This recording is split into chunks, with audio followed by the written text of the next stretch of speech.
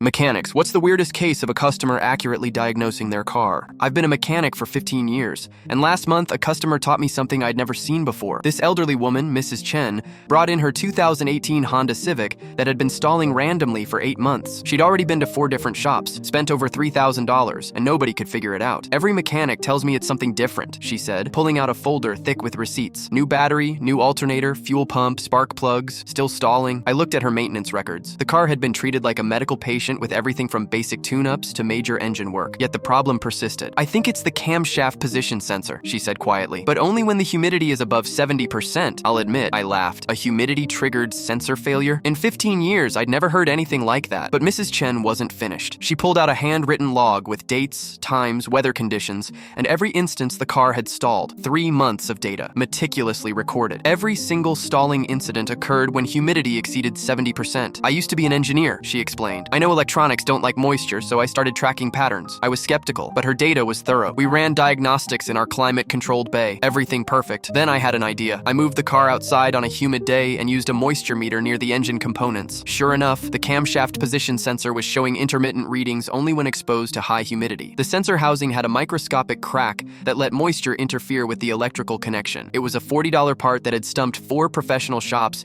because none of us thought to correlate weather patterns with mechanical failures. Mrs. Chen had diagnosed a problem that required both engineering knowledge and scientific observation. When I called to tell her we'd confirmed her diagnosis, she just laughed. 40 years of engineering doesn't disappear just because I retired. Sometimes experience matters more than expensive equipment. The car hasn't stalled once since we replaced the sensor. I kept her weather log. It's now part of my diagnostic toolkit for unusual electrical problems.